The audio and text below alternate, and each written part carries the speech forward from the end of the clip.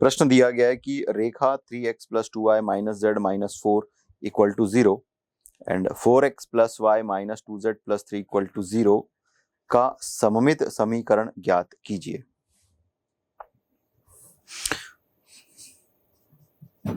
तो पहले हम ये मान करके चलते हैं कि माना LMN दी हुई रेखाओं के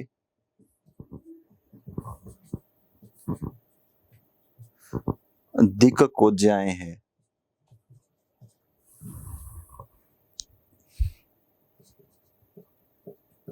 और यह रेखा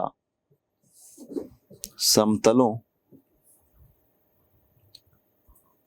3x + 2y - z - 4 = 0 और 4x + y - 2z + 3 = 0 समीकरण 1 समीकरण 2 में स्थित है।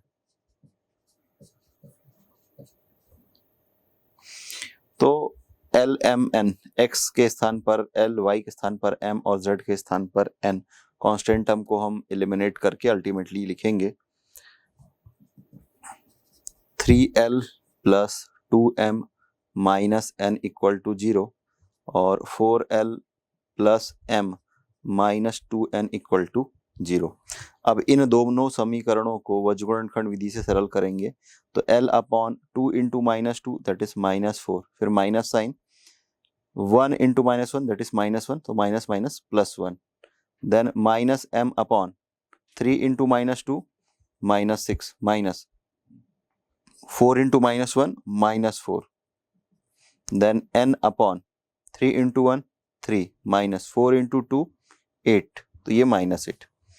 तो इसको सॉल्व करेंगे तो मिल जाएगा L/-3 = M/2 = N/-5 और माइनस साइन से अगर मल्टीप्लाई करें तो मिल जाएगा L/3 = M/-2 = N/5। तो इस प्रकार दी हुई रेखा के दिक् अनुपात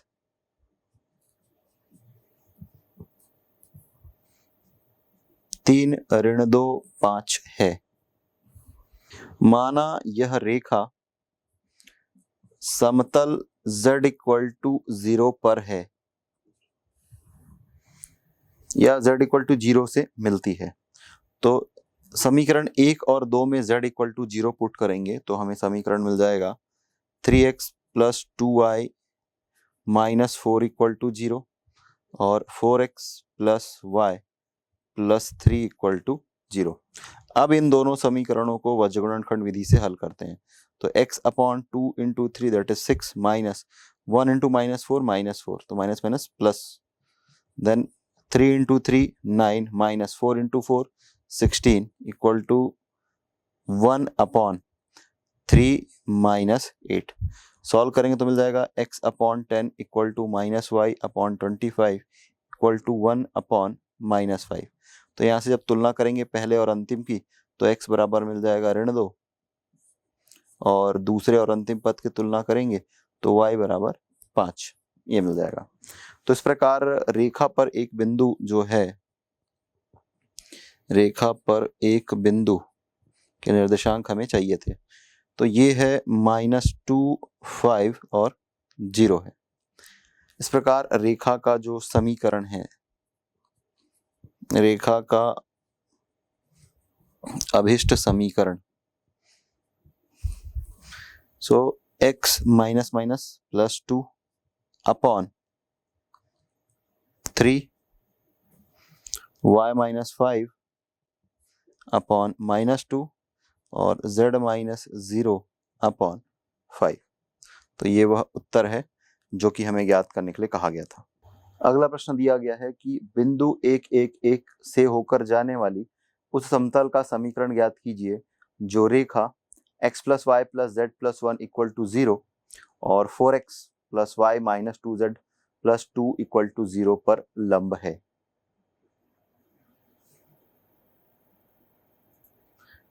तो पहले हम यह मान करके चलेंगे कि रेखा की जो दिक् कोज्य है एल एम और एन है, और फिर इन दोनों समीकरणों से हम एल एम और एन में दो समीकरण ज्ञात करेंगे, और फिर वहां से हमें दिक् अनुपात ज्ञात हो जाएगा, और दिक् अनुपात ज्ञात करने के बाद हम समतल का समीकरण ज्ञात कर सकते हैं।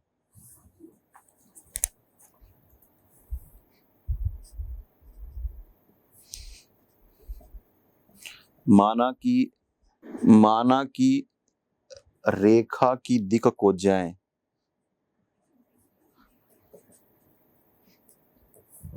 एल एम एन है। चूंकि रेखा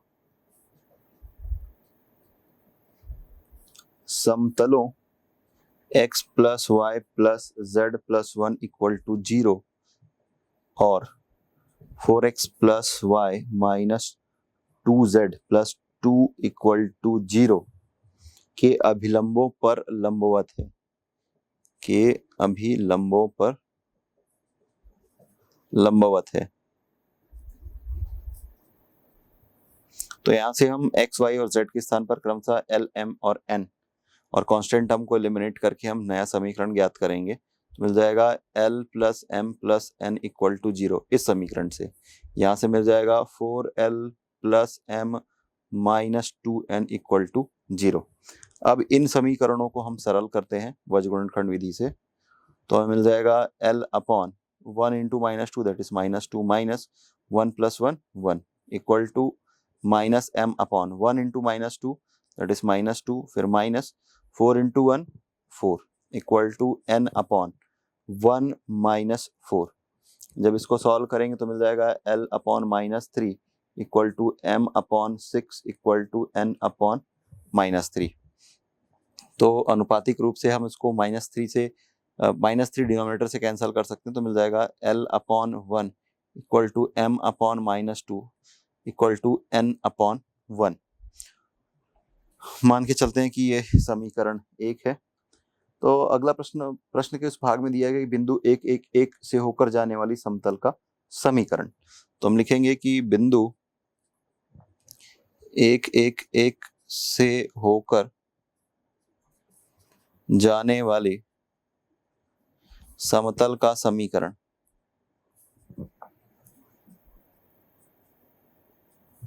तो ये होता है a into x minus x one plus B into Y minus Y one,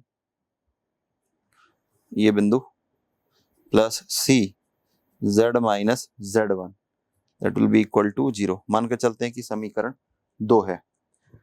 यह समतल समीकरण 1 द्वारा प्राप्त दिक् अनुपात वाली रेखा के लंब। तो यह कि यदि समतल समीकरण 1 द्वारा प्राप्त दिक् अनुपात वाली रेखा के लंबवत है, ऐसा प्रश्न में दिया गया। तो हम यहां से लिखेंगे, तो हम यहां से लिख सकते हैं a upon L equal to B upon M equal to C upon N. तो यहां से मिल जाएगा a upon 1 equal to B upon minus 2 equal to C upon 1। अब यह मान करके चलते हैं कि ये k के बराबर है। तो यहां से मिल जाएगा a equal to K, b equal to minus 2k और c equal to again k। इन मानों को समीकरण 2 में रख देंगे। तो समीकरण 2 में a b c का मान रखने पर अभीष्ट समीकरण,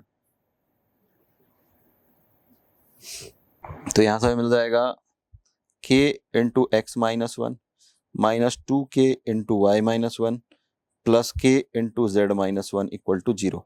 सो यहाँ से हम k को कैंसिल कर सकते हैं और अल्टीमेटली मिल जाएगा x minus 1 minus 2 Y minus 1 plus z minus 1 equal to 0। और इसको जब हम सॉल्व करेंगे तो मिल जाएगा x minus 2y plus z सो ये -1 और माइनस माइनस +2 और ये -1, तो अल्टीमेटली कैंसिल होकर के 0 आ जाएगा। सो हमें जो समीकरण चाहिए था समतल का वो है x - 2y + z = 0, और यही वह अभिष्ट उत्तर है जो कि हमें ज्ञात करने के लिए दिया गया था। इसमें अगला प्रश्न दिया गया है कि बिंदु 1, 2, 3 से होकर जाने वाली उस रेखा का समीकरण ज्ञात कीजिए जो रेखा x ऋण y धन 2z बराबर 5 और 3x धन y धन z बराबर 6 के समांतर है। कुछ पुराने वाले जो केस था उसमें 2 बिंदु से होकर जाने वाली जो रेखा था उसके लंबवत थी। यहाँ पर हमें एक बिंदु से होकर जाने वाली और 2 रेखाओं के समांतर रेखा का समीकरण ज्ञात करना है। तो जो समतल के समीकरण दिए गए हैं, समतल के समीकरण, so this is x minus y plus 2z equal to 5 और 3x plus y plus z equal to 6। माना इनकी दिक् कोज्याएं LMN है, ये समतल के समीकरण है। तो माना इनकी दिक् कोज्याएं LMN है, किसकी? जो हमारी सरल रेखा है LMN है, इसकी दिक् कोज्याएं। तो इससे संबंधित जो समीकरण बनेगा LM और N में, तो ये मिलेगा L - M + 2N = 0 और 3L + M + N = 0। तो इन दोनों समीकरणों को हम सरल करेंगे वज्रगुणनखंड विधि से, तो हमें मिल जाएगा L upon -1 - 2 = -M/1 - 6 = N upon 1 + 3। तो सॉल्व करेंगे तो मिल जाएगा L upon -3 = M/5 = N upon 4। ये हमें मिल गया। तो अब हम वह समीकरण ज्ञात कर सकते हैं कि अतः बिंदु 1, 2, 3 से होकर जाने वाली तथा दी हुई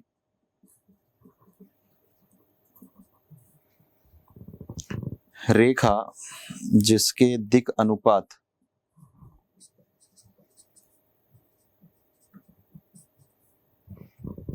ऋण 3, 5, 4 हैं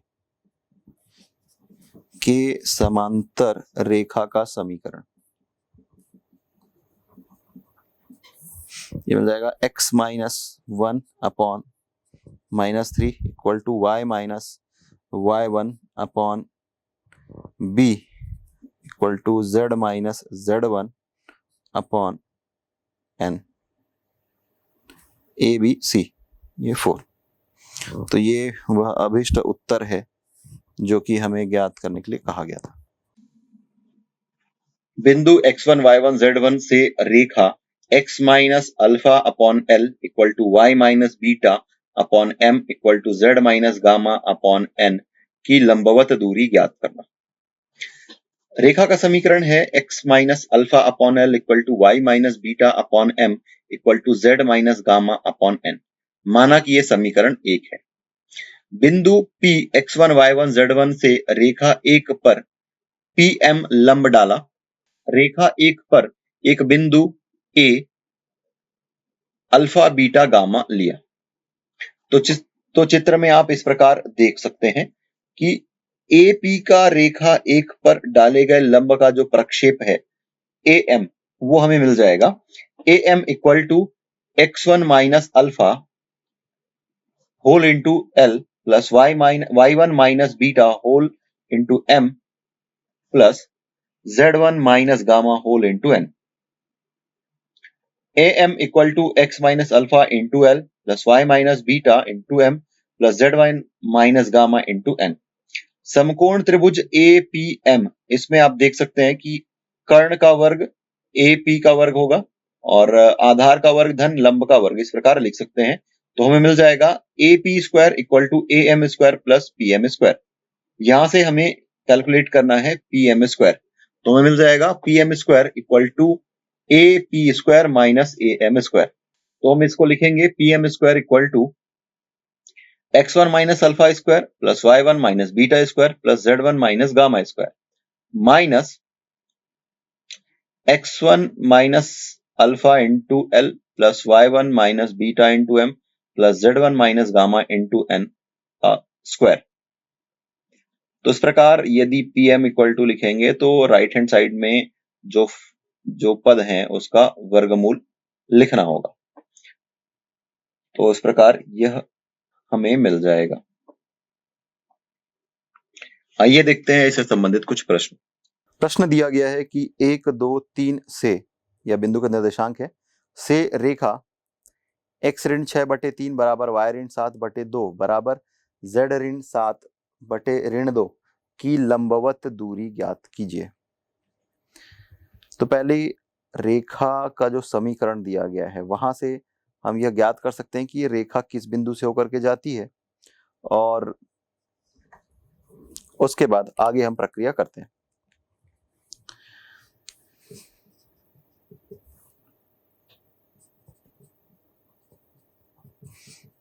दी हुई रेखा के समीकरण, ये क्या दिया हुआ है, x minus 6/3 equal to y minus 7/2 equal to z minus 7/-2। मान लेते हैं कि ये 1 है। तो यह जो रेखा है ये बिंदु 6 7 7 से होकर के जाती है। इस समीकरण से हम यह कंक्लूजन निकाल सकते हैं।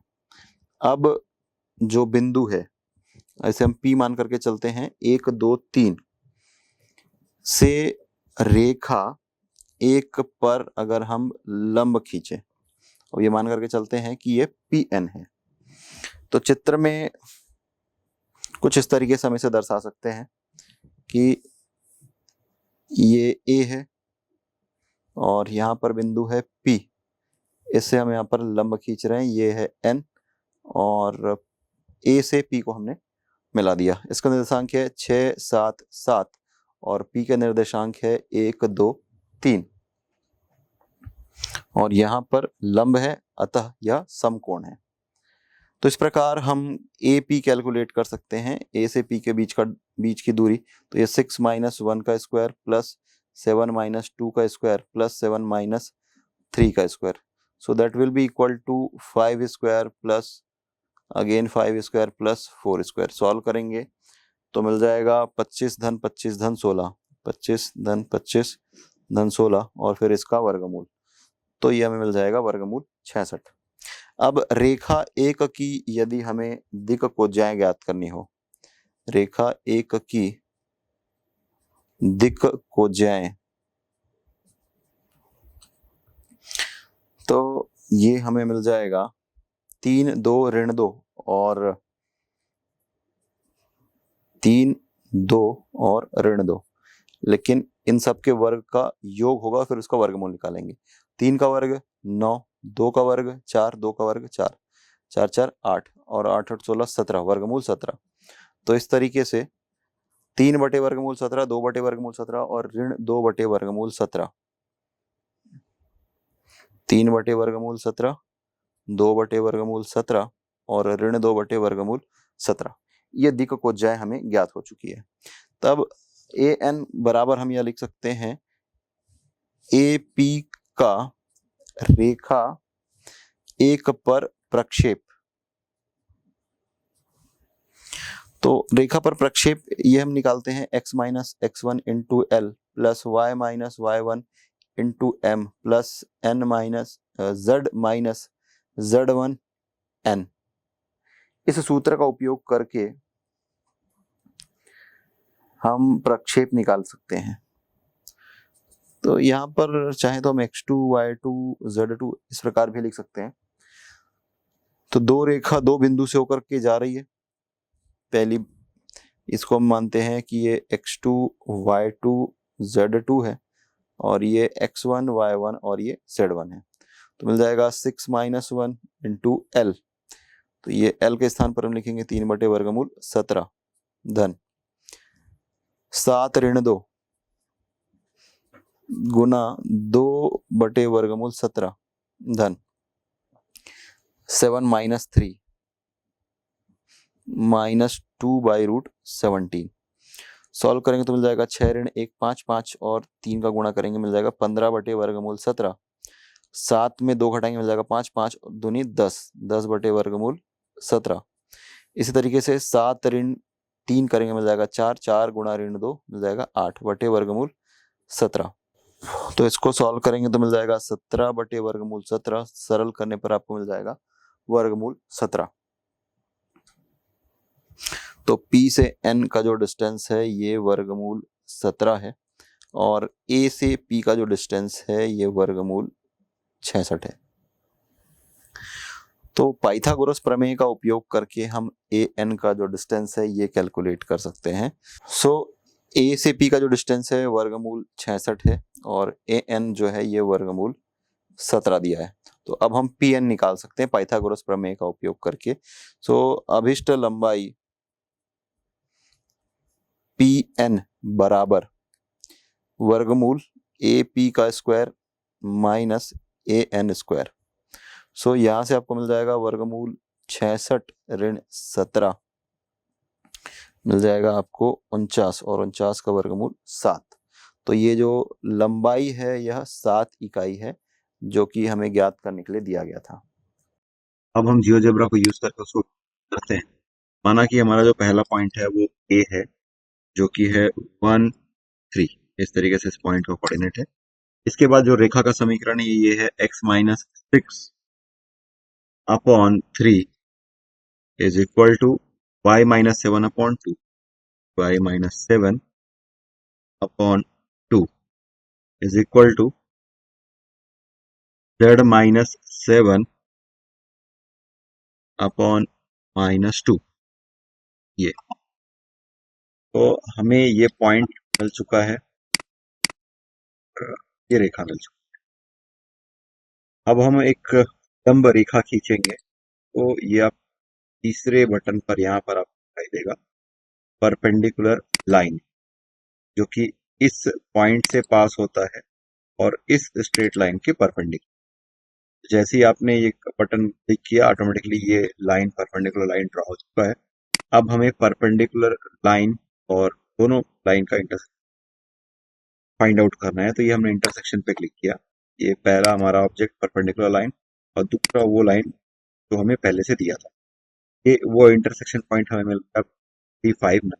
अब हमें ए और बी का डिस्टेंस कैलकुलेट करना है। तो DISTANCE डिस्टेंस ये एक फंक्शन होता है जियोजेब्रा में जो कि ए बी जैसे आपने एंटर किया आपको मिल गया 7, अर्थात रेखा और उस बिंदु की लंबवत दूरी 7 इकाई है। दूसरा अगर आप फिर से सिर्फ डायरेक्ट पैरामीटर पास करके चेक करना चाहें तो लिख सकते हैं डिस्टेंस के बाद में पहले पैरेंथेसिस में वो पॉइंट का कोऑर्डिनेट 1 2 3 और उसके बाद कॉमा लगा करके दूसरे पैरेंथेसिस पर हम दूसरा पॉइंट का कोऑर्डिनेट लिखेंगे जो कि है 3 5 9। जैसे आप एंटर करेंगे अगेन आपको 7 यूनिट दिखाई देगा। तो इस तरीके से वेरीफाई होता है कि हमने जो मैनुअल प्रोसीजर से कैलकुलेट किया डिस्टेंस वो और ये जियोजेब्रा दोनों क्रॉस स्टडी होता है, दोनों आंसर सेम है। प्रश्न दिया गया है कि बिंदु 2-1 5 से रेखा x-11/10 equal to y + 2/-4 equal to z + 8/-11 पर डाले गए लंब की लंबाई एवं लंब पाद के निर्देशांक ज्ञात कीजिए। तो पहले हम रेखा पर स्थित किसी बिंदु का निर्देशांक ज्ञात कर लेते हैं।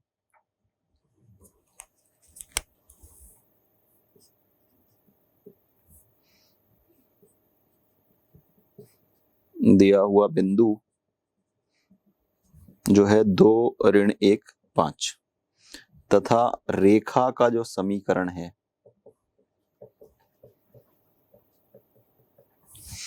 ये है, ये बिंदु को मान के चलते हैं कि ये P के बराबर है या बिंदु P का निर्देशांक है।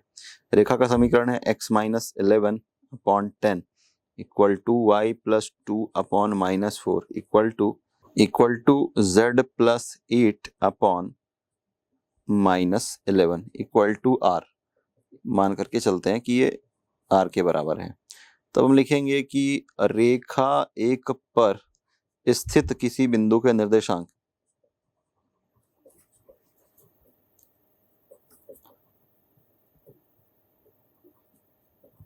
तो यहाँ से हम पहला और अंतिम पद को सरल करेंगे, तो तिर्यक गुणा करेंगे तो मिल जाएगा 10r + 11 = x।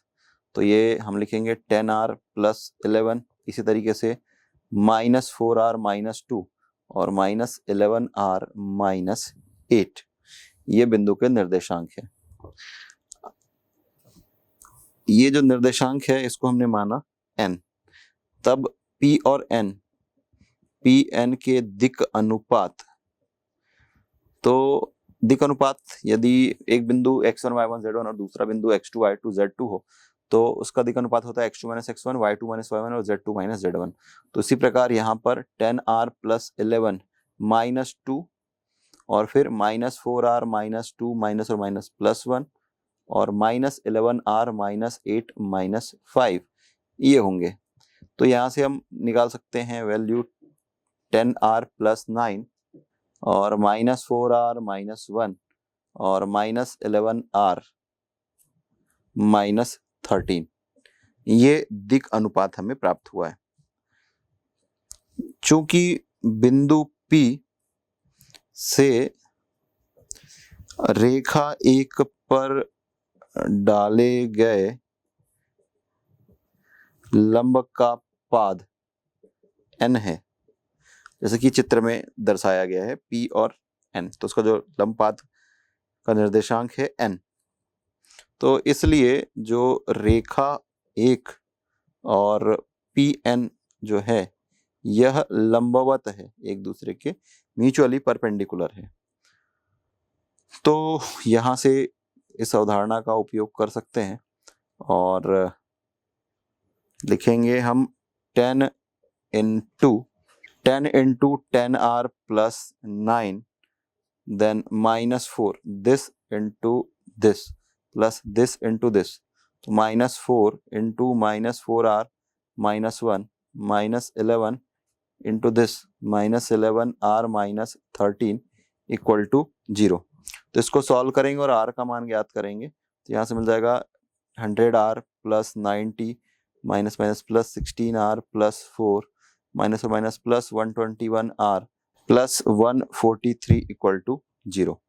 तो जब इसको हम सॉल्व करेंगे तो मिल जाएगा 237r + 237 = 0। So that implies r = -1।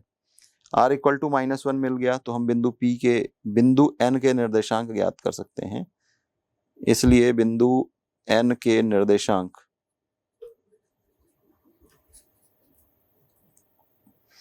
तो यहाँ पर 10 × r की जगह -1 रखेंगे तो मिल जाएगा -10 + 11, फिर माइनस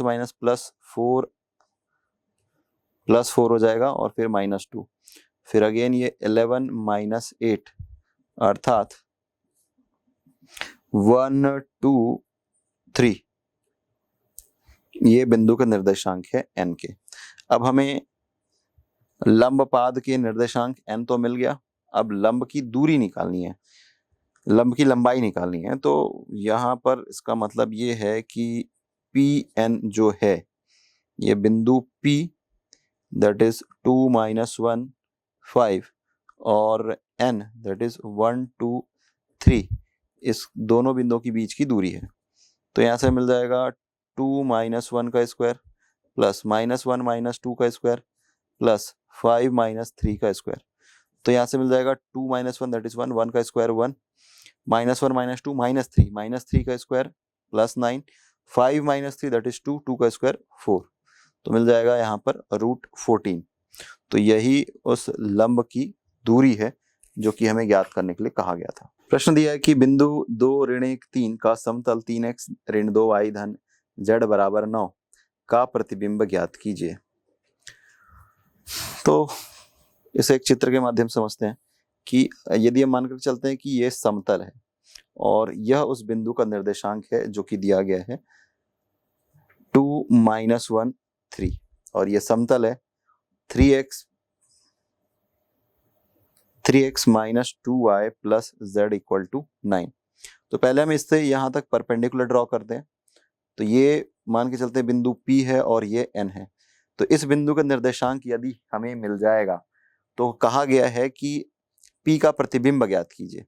तो यहाँ से यहाँ की P की दूरी मान के चले कि यदि ये T है तो यहाँ से फिर से पुनः N से इसी लंब में आगे की ओर एक बिंदु होगा M, जिससे इसकी दूरी पुनः T के बराबर होगी।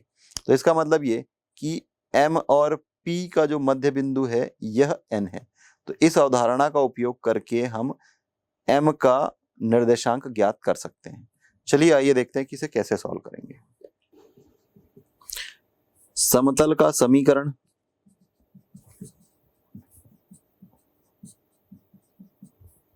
यह है 3x, यह है 3x minus 2y plus z equal to 9। मान लेते हैं कि समीकरण 1 है। तो समतल एक की दिक् को जाएं,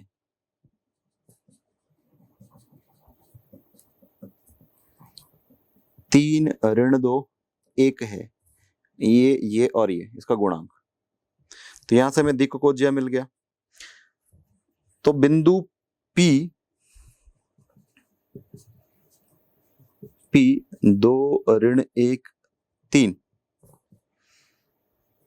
से समतल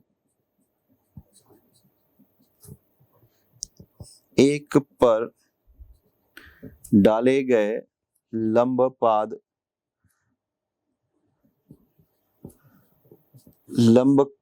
का पाद n है, ये वाला पॉइंट है n है। तब Pn समतल एक के अभिलंब के समांतर है।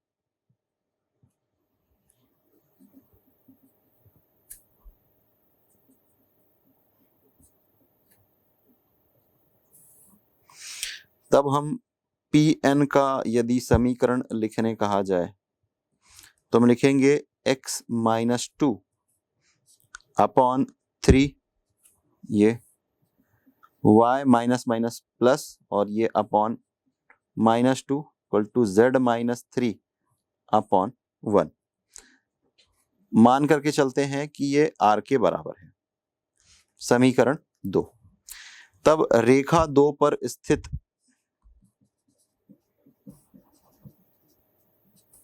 किसी बिंदु के निर्देशांक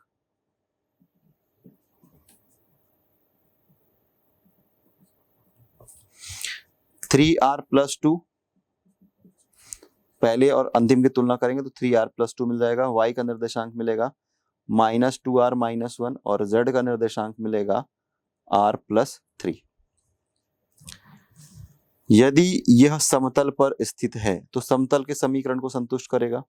तो समतल के समीकरण में इसका मान रख देते हैं तो मिल जाएगा 3 into 3r plus 2 minus 2 into minus 2r minus 1 plus r plus 3 equal to 9। तो ये 9r plus 6 minus minus plus 4r plus 2 plus r plus 3 equal to 9। ये 6 प्लस 3 9 और ये 9 कैंसिल हो गया। तो ये 9r प्लस r 10r और ये 4 that is 14r। 14r plus 2 equal to 0, इसको सॉल्व करेंगे तो मिल जाएगा r equal to minus 2 by 14 that is minus 1 by 7।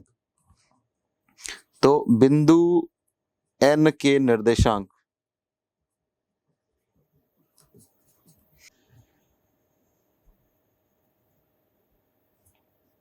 So 3r plus 2, तो 3 into minus 1 by 7 plus 2 minus 2 minus 1 by 7 minus 1 और minus 1 by 7 plus 3 है। अब इसको सॉल्व करते हैं तो अल्टीमेटली हमें मिल जाएगा 11 बाई 7 माइनस 5 बाई 7 और 20 बाई 7। माना P2 माइनस 1 3 का प्रतिबिंब m x2 y2 z2 है, ये जो बिंदु है m ये x2 y2 z2 है, तब p और m का मध्य बिंदु n है। तो इस बिंदु का निर्देशांक n का निर्देशांक हमें मिल गया है, p का निर्देशांक मिल गया है, तो m का निर्देशांक हम ज्ञात कर सकते हैं। तो x2 प्लस 2/2 इक्वल टू 11/7, यहां से सॉल्व करेंगे तो मिल जाएगा x2 equal to 22/7 minus 2, solve करने पर मिल जाएगा 8/7। इसी प्रकार y2 minus 1/2 equal to minus 5/7, तो यहाँ से आपको मिल जाएगा y2 equal to minus 10/7 plus 1 that is minus 3/7, और z2 माइनस नहीं, यहाँ पे प्लस आएगा, z2 plus 3/2 that is equal to 20/7, तो यहाँ से मिल जाएगा z2 equal to 40/7 minus 3 that is 19/7। तो हमें जो अभिष्ट बिंदु का प्रतिबिंब या अभिष्ट प्रतिबिंब बिंदु का निर्देशांक, बिंदु का निर्देशांक हमें जो ज्ञात करना था ये है 8/7 माइनस 3/7 और 19/7, जो कि हमें ज्ञात करने के लिए दिया गया था। तो हमने जो देखा कि बिंदु का समतल के सापेक्ष प्रतिबिंब ज्ञात करना है, तो उसे हम जियोजेब्रा से सॉल्व करते हैं। तो मान लेते हैं कि जो पॉइंट का कोऑर्डिनेट है ये है 2 -1 3, इसे हमने ए नाम दिया है। अब दूसरा जो हमारा समतल है 3x minus 2y plus z equal to 9, ये हमें समतल मिल गया। यहाँ से हम रोटेट कर सकते हैं और इस तरीके से आप देख सकते हैं कि ये प्लेन है और प्लेन के लेफ्ट साइड पर आपको पॉइंट ए दिखाई दे रहा है।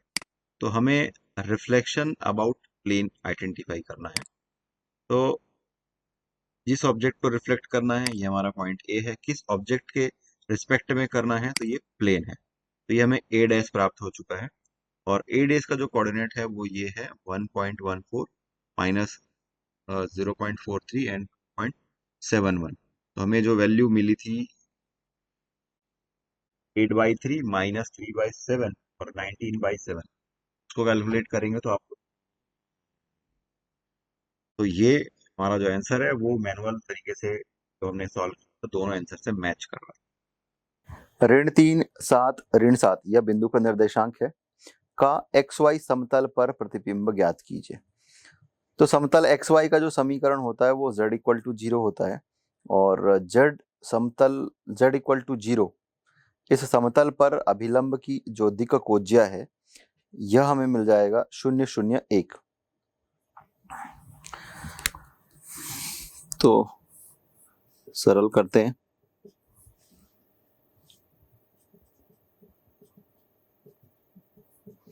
समतल xy का समीकरण z इक्वल टू 0 है, और यहां से z इक्वल टू 0 समतल पर अभिलंब की दिक् कोज्या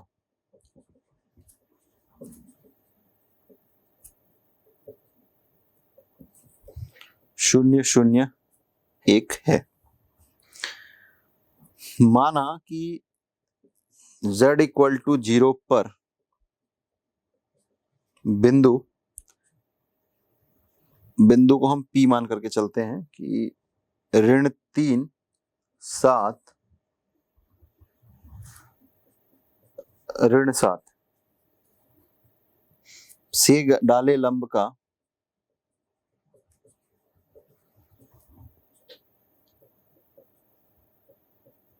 लंब पाद n है,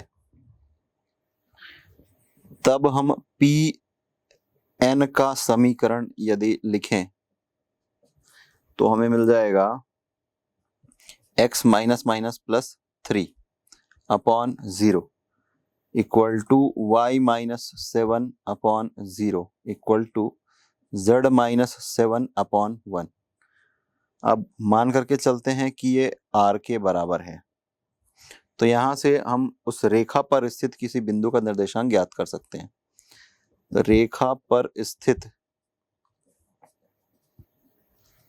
बिंदु के निर्देशांक, so ultimately x equal to आपको मिल जाएगा 0, 0 इंटू आर दैट इज 0 और -3 पक्षांतर करेंगे तो इसी प्रकार y equal to 7, so z equal to r plus 7 है।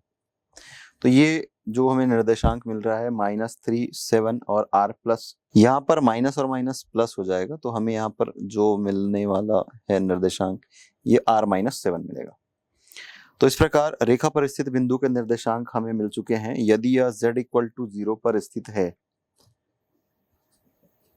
यदि यह z इक्वल टू 0 पर स्थित है, तब इसका y निर्देशांक, इसका जो z निर्देशांक है वो इसके निर्देशांक के इक्वल होगा। तो यहाँ से मिल जाएगा r equal to 7। r equal to 7 मिल गया तो बिंदु n का निर्देशांक मिल जाएगा। अतः इसलिए बिंदु n के निर्देशांक -370 है। अब बिंदु P क्या था? -3, 7, -7 और बिंदु N क्या है? -370। माना P का प्रतिबिंब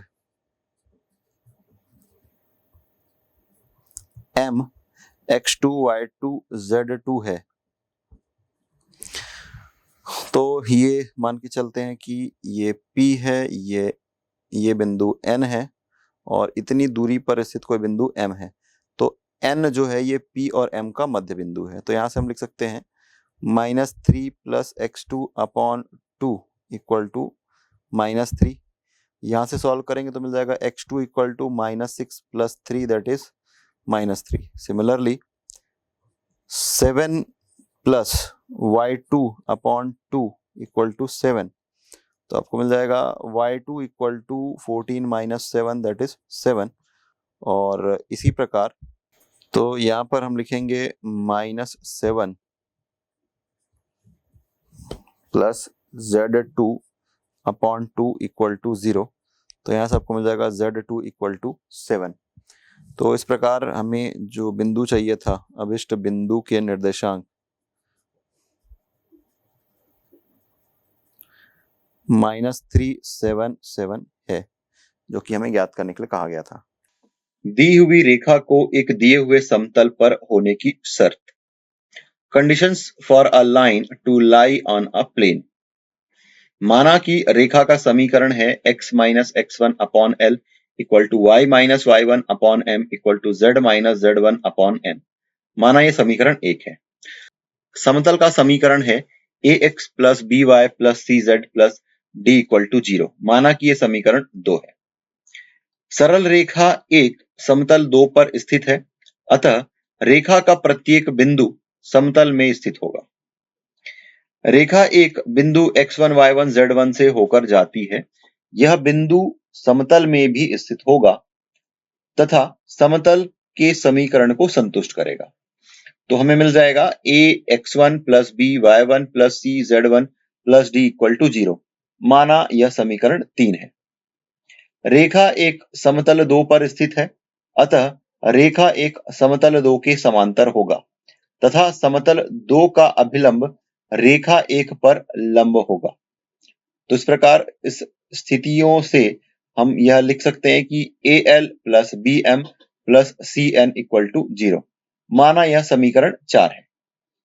अतः रेखा 1 के समतल 2 में स्थित होने का प्रतिबंध समीकरण 2 और समीकरण 4 है। दो रेखाओं के समतलीय होने का प्रतिबंध।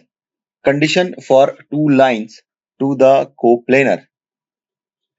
माना रेखाओं के समीकरण है x - x1/L1 equal to y - y1/M1 equal to z - z1/N1। यह समीकरण 1 है। और दूसरा समीकरण है x - x2/L2 equal to y - y2/M2 equal to z - z2/N2। वह समतल जिसमें रेखा एक स्थित होगा उसे हम लिखेंगे a into x minus x one plus B into Y minus Y one plus c into Z minus Z one equal to 0। माना यह समीकरण 3 है और AL1 plus BM1 plus CN equal to 0 यह समीकरण 4 है। रेखा 2 समतल में भी स्थित होगा यदि A into x two minus x one plus B into y two minus Y one plus c into Z minus Z one equal to 0 मिलेगा। यह समीकरण 5 है और AL2 plus BM2 plus CN2 equal to 0 समीकरण 6।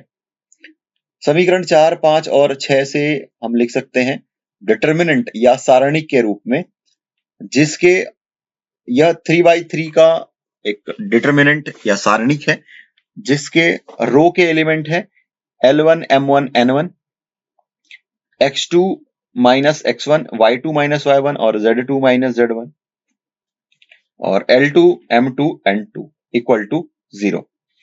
यदि दूसरे रो को पहले रो से रिप्लेस कर दिया जाए तो हमें मिल जाएगा डिटर्मिनेंट है ये भी 3/3 का जिसके अवयव हैं रो के फॉर्म में x2 minus x1 y2 minus y1 z2 minus z1 then L1 M1 N1 और L2 M2 N2।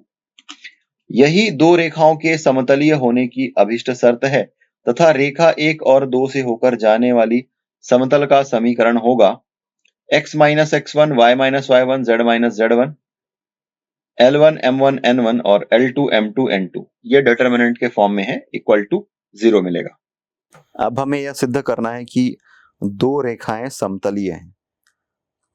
रेखाएं x plus 1/3 equal to y plus 3/5 equal to z plus 5/7 और x minus 2/1 equal to y minus 4/3 equal to z minus 6/5 ये दोनों रेखाएं समतलीय है, ऐसा हमें सिद्ध करना है।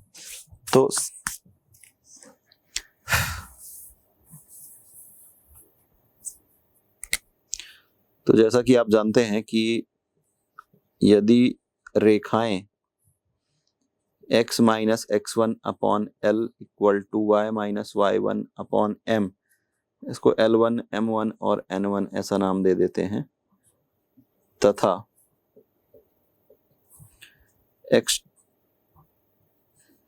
x minus x2 upon L2 equal to y minus y2 upon M2 equal to z minus z2 upon N2 समतलीय होंगे यदि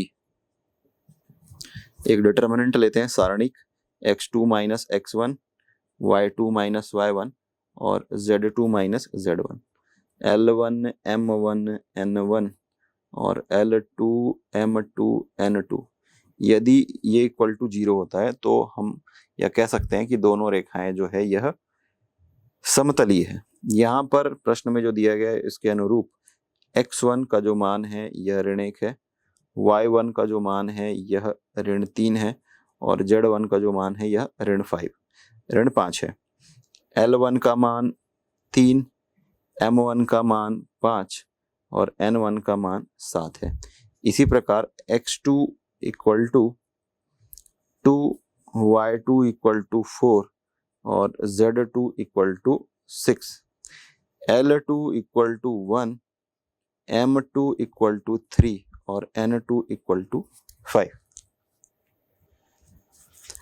तो इसमें हम मान रख करके देखते हैं x2 माइनस x1 तो माइनस माइनस प्लस, तो ये मिल जाएगा 3, देन y2 माइनस y1 तो 4 minus minus plus 3 that is 7, then z2 minus z1 6 plus 5 that is 11, then L1 5 3 5 7 1 3 5। तो इस प्रकार 3 7 11 3 5 7 और 1 3 5 इसको हम सॉल्व करके देखते हैं। तो प्रथम पंक्ति के सापेक्ष हम प्रसार कर रहे हैं तो मिल जाएगा 3 into 5 into 5 that is 25 minus 7 into 3 21 minus 7 into 5 into 3 that is 15 minus 7 into 1 7 plus 11 into 3 into 3 9 minus 5 into 1 5। तो यहाँ से मिल जाएगा 3 और यहाँ से 4, 4 तिया 12, फिर ऋण 15 ऋण 7, 8 मिल जाएगा, और 8 और 7 का गुणा करेंगे तो मिल जाएगा 56। फिर 9 और 5, 9 ऋण 5 करेंगे मिल जाएगा 4, और गुणा करेंगे मिल जाएगा 44। तो देखिए इन दोनों को ऐड कर दीजिए, 56 माइनस 56, अल्टीमेटली आपको मिल रहा है 0। अतः यह कह सकते हैं कि अतः रेखाएं समतलीय है, और यही हमें सिद्ध करना था। तो प्रश्न दिया गया है कि सिद्ध कीजिए कि रेखाएं x minus 3 equal to y plus 4 upon minus 3 equal to z minus 5 upon 3 और x minus 4 equal to y minus 5 upon 3 equal to z plus 6 upon minus 4 एक दूसरे को प्रतिच्छेद करती है तथा प्रतिच्छेद बिंदु के निर्देशांक ज्ञात कीजिए। तो पहले हम दी गई रेखाओं के समीकरण लिखते हैं।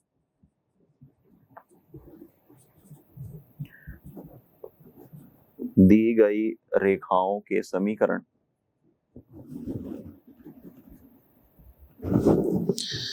पहला है x minus 3 upon 1 equal to y plus 4 upon 3 minus 3 है, और z माइनस 5 अपॉन 3 मान लेते हैं कि ये r है। और दूसरा जो समीकरण दिया है ये है x minus 4 upon 1 equal to y minus 5 upon 3 equal to z plus 6 upon minus 4 equal to r dash. हम यह मान करके चलते हैं। तो माना कि ये रेखा 1 है और ये रेखा 2 है।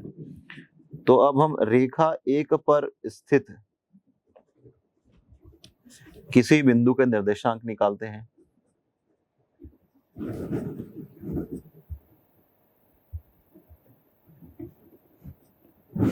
तो ये जो प्रथम पद है और अंतिम पद की तुलना करेंगे तो मिल जाएगा x equal to r plus 3।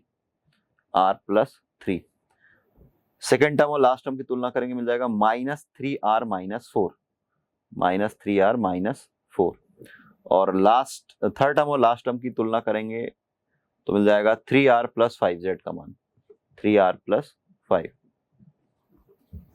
इसी प्रकार रेखा 2 पर स्थित किसी बिंदु के निर्देशांक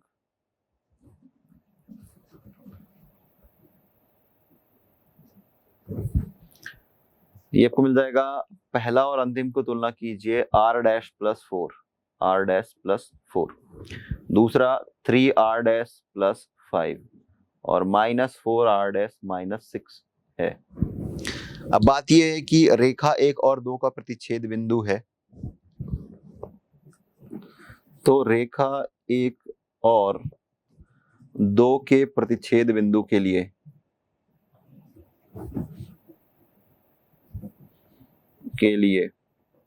मान लेते हैं कि ये A है और ये B है, के लिए A और B समपाती होंगे।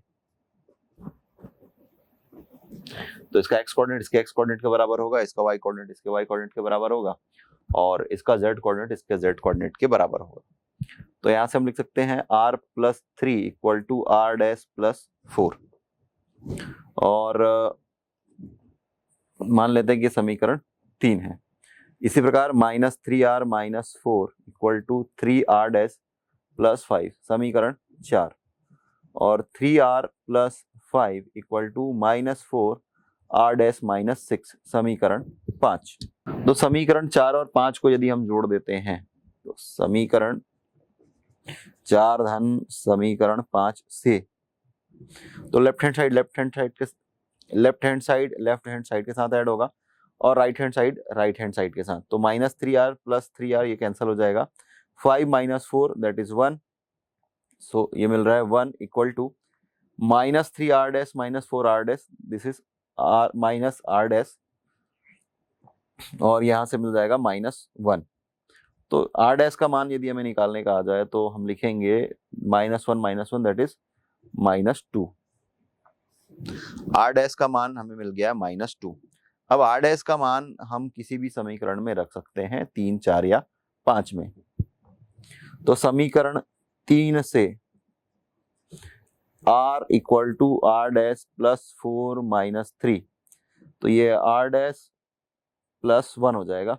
r डैश का मान है -2 प्लस 1 दैट इज -1। तो यहाँ से आपको मिल रहा है r इक्वल टू -1। अब r और r डैश का मान हमें प्राप्त हो चुका है। तो r व r डैश जो समीकरण 3, 4 और 5 को संतुष्ट करते हैं, और यही जो है यही से सिद्ध होता है कि दोनों रेखाएं एक दूसरे को प्रतिच्छेद करती है। तो हम लिखेंगे कि स्पष्ट है कि r व r डैश का मान समीकरण 3, 4 तथा 5 को संतुष्ट करते हैं। अतः सिद्ध होता है कि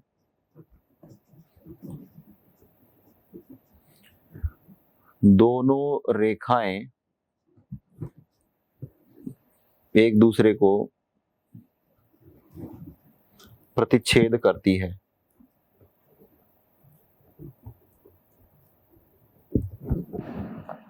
अब प्रतिच्छेद बिंदु का निर्देशांक ज्ञात करना है, तो r और r डैश का मान जो है समीकरण 1 पे पहले रख देते हैं और फिर तुलना करके वह मान ज्ञात कर लेते हैं।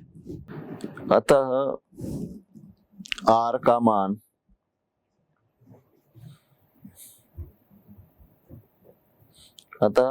मान समीकरण 1 में रखने पर प्रतिच्छेद बिंदु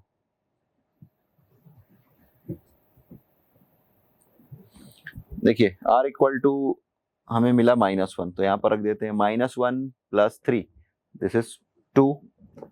r इक्वल टू फिर से -1 रखिए, तो माइनस और माइनस प्लस 3 माइनस 4 -1, और 3 इंटू -1 -3 प्लस 5 दैट इज 2। तो 2 -1 2 यह प्रतिच्छेद बिंदु के निर्देशांक है, और यही हमें ज्ञात करने के लिए कहा गया था।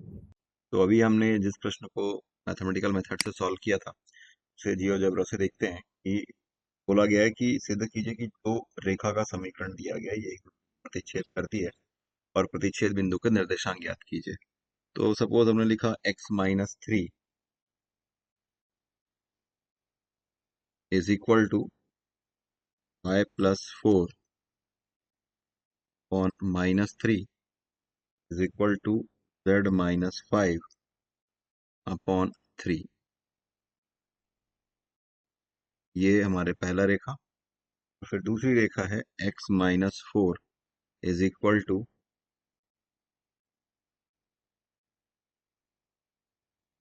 x-4 is equal to y minus 5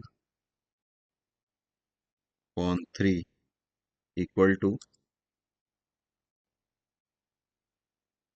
z plus 6 upon -4 enter.